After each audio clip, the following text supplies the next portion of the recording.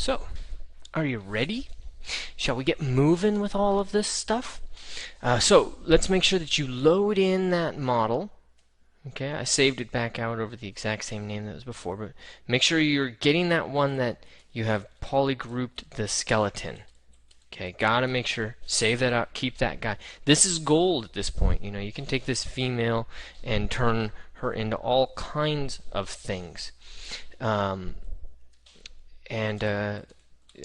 Ex-girlfriend jokes were coming to mind, and I just thought, I don't know, what kind of life I want this video to have, so maybe I'll keep it quiet. Alright, I've got the horse here, lat, and I'm going to just delete the trap and the lat. I don't know. I was overreaching when I put them in there. Don't need them. If you want to keep the Z-sphere, that's fine, but really, to be honest with you, I want to convert that into an adaptive skin, and then I'm going to pen that adaptive skin, and then I want to delete the Z-sphere itself. And then I want to merge these guys down. Okay, geometry and what am I looking at geometry for? Merge down. Hit OK. I know the drill. That was not the smartest idea I've had, because, in case you didn't notice, that spine is all whacked. And so I need to do a little bit of work here to make that, and yeah, and go into polygroups and say group visible, and voila. Alright, good to go. Now, I told you we were going to get started.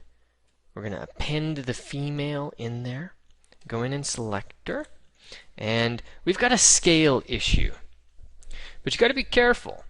Do you want to solve this scale issue? Because that's going to introduce its own problems. True comparative anatomy, you might want to, right? You might want to get these so that they're the right size in relationship to each other. And what's the right size? Do you remember what the distance is from the withers and the foot? Remember, it's like 5 feet 3 inches, something about that, depending on the type of horse. Of course, it goes up to 6 feet or more, depending on the type of horse. So let's assume that this female is about 5'8". I'm going to give it somewhere in this vicinity. So obviously we need to size that up a little bit more. Then I'm going to move and just set them on the same ground plane. And then you might just use scale to try to get lucky with that. So there you go. But now, of course, the problem with this, they might be proportionally sized, and it might look cool to have them sitting there next to each other, but that's going to be a lot of scaling you have to do on the rib cage and all the different parts and pieces to get that to really work. And it's too much work, and the reason I know it's too much work is because I've done it. I don't want to see you go down that same path. Let's not go down that path. So it's kind of a cool render. Let's undo the scaling, and let's stay focused on just getting general numbers in there. So I'm going to turn transparency on, and I'm going to line up ischial spine to sternum. Going to move.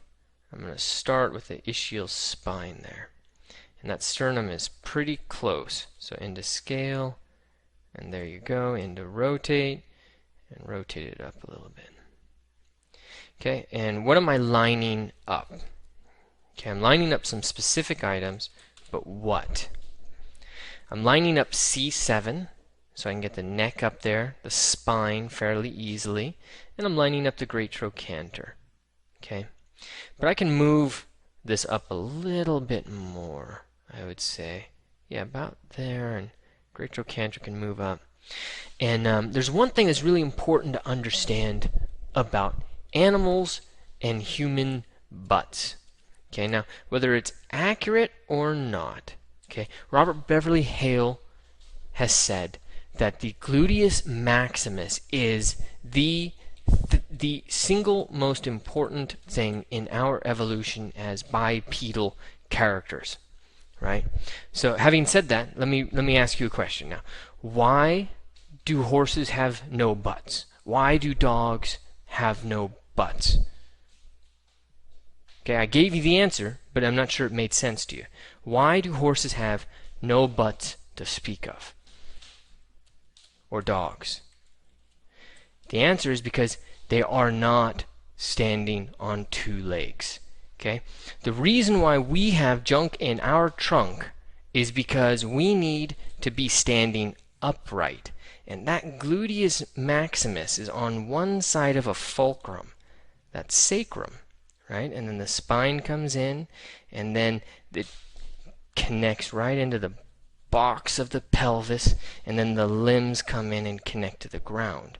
The gluteus maximus is in that bottom corner there, really holding all this stuff up and keeping us from falling back or falling forward, as the case may be. It's a really important muscle.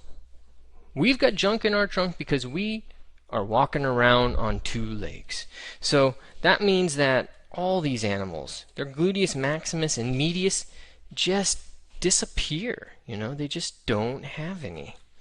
Let's make sure symmetry. Where's my symmetry?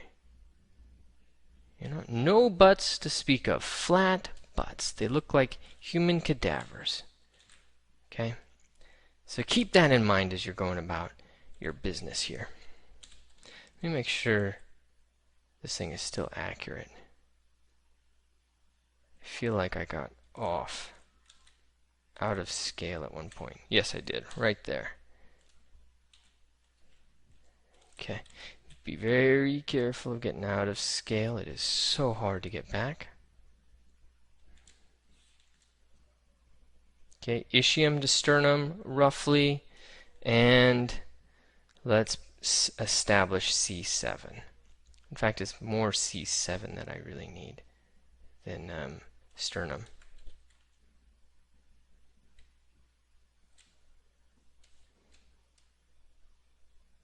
And a little slope down. Okay, cool. Now, with that done and said, what do I got to do next? It's not to scale, but let's start putting her on all fours. Okay, let's just get this model so that it is in a human equivalent of what's going on here. Okay, and then same with the legs. And see if we can make that happen. That's kind of the fun stuff. Alright, so how are we going to do that? Solo mode, Control-Shift-Click. Let's isolate all the arm elements, the flexors, the extensors, and the bones. Come into rotate. Drag it out right there at that head of the humerus. Okay. Rotate that down.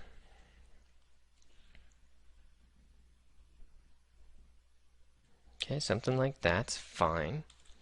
And then let's come in and rotate or adjust the forearm. Let me just call it like it is. Okay, so we're going to isolate all of those elements.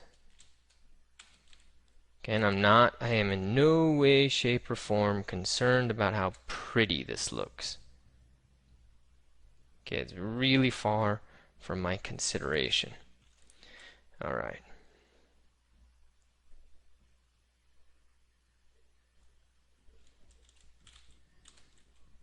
Let's move those arms in too. I had a moment to think whether or not I wanted to pronate this or not. I kind of don't want to. Okay. Move the arm in.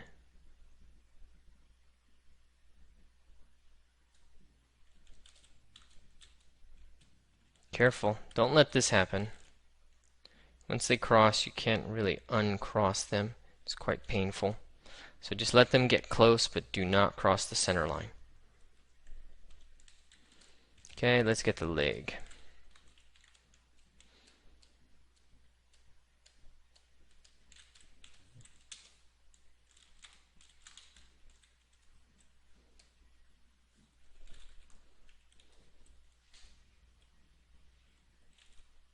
Try to get right there on the head of the femur. Pull that leg forward. Okay, that's my femur. Remember, the horse femur is coming in at this angle.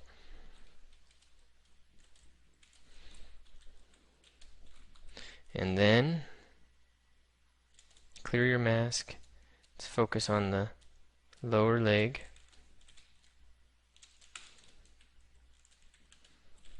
Show everything. Rotate.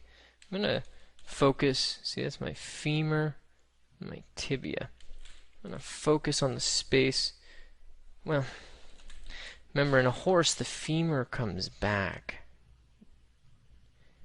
The condyle of the femur comes way, way, way back. And then the tibia comes back like that. So, in order to get that, it sounds like, or it looks like I should put my pivot point right there. Not good enough.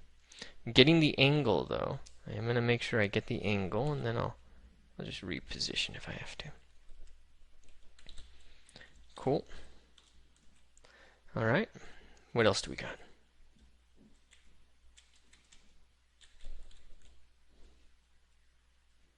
We got some rotation to do here. Okay, match your angles. Cool.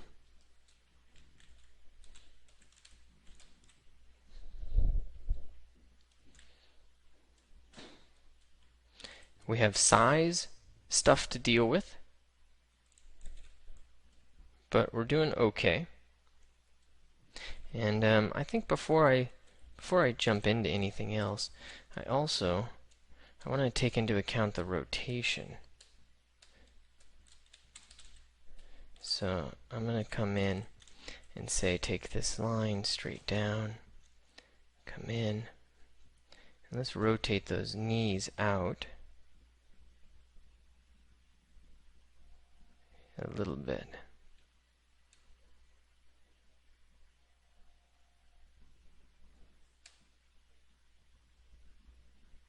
Okay, just a little bit. And that's going to be roughly the equivalent that we're going for, except for, of course, we now need to take the head and rotate that around as well. So why don't we do that, and that might be the last piece that we really mess with. And in terms of the head, I'm going to take everything.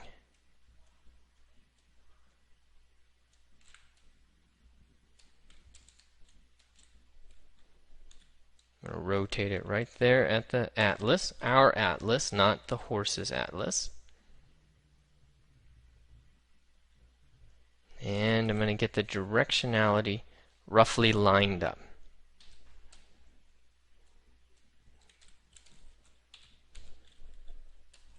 Okay, we're at 13 minutes.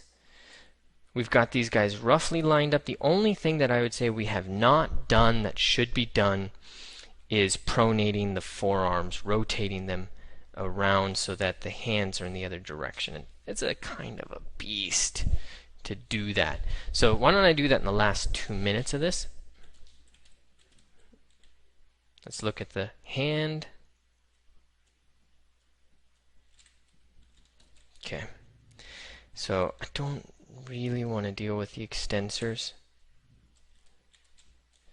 because the extensors have so much going on that, and they're muscle. And you know what? It's because they're muscle. They're actually going to bend. The bone is not going to bend. So let's take that. I'm going to say Control click, invert that. The ulna is going to stay the way it is. But the radius, that's what's going to rotate, right? So let's put it roughly in the places where it rotates. And then let's just rotate it. Oops, let's move that in so it's more from that center. Okay. There we go. Was that accurate? Trace it back. If it's not accurate, use move. You know, or use rotate to just kind of push and pull it around. Okay. So that's a little bit better. Now, of course, horses are going to have different musculature or skeletal structure. They may not have a radius or an ulna. I'm letting you remember that. But they would get fused or not fused or whatever. But what I want right now is just to have the orientation of the hands. That's what's really guiding this. So I'm putting the human into the position that the animal would be in. Okay, and then the final thing I might do here is let's just rotate, control click. That doesn't work. There we go. And rotate that, and let's give it a little bit of a slant.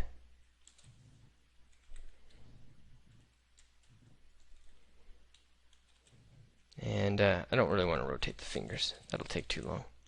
Okay, now I will go in and adjust the flexors and the extensors, though. You know, I think that's going to be important. So I'm going to hide.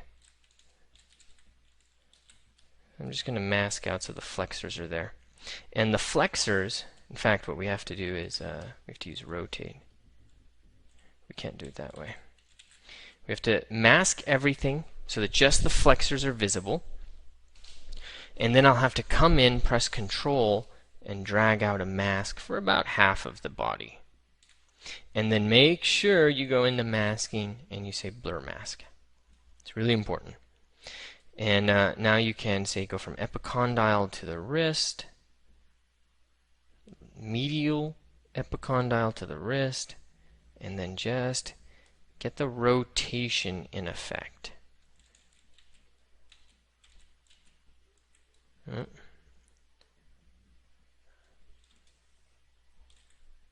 Blur. Let's redo that.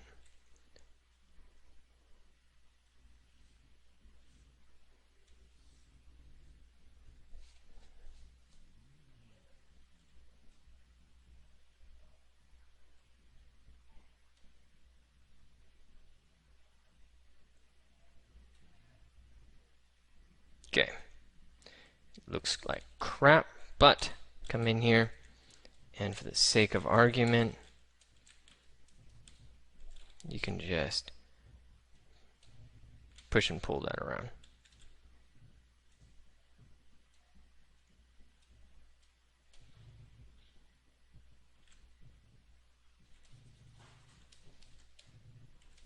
Okay, you can always inflate that later to get that back up.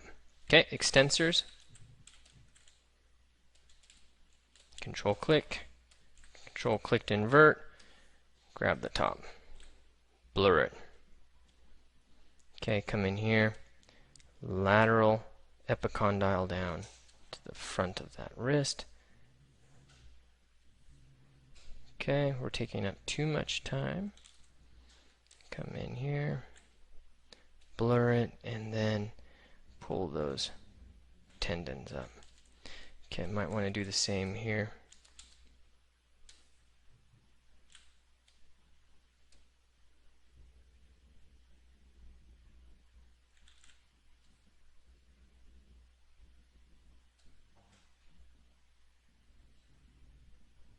Cool.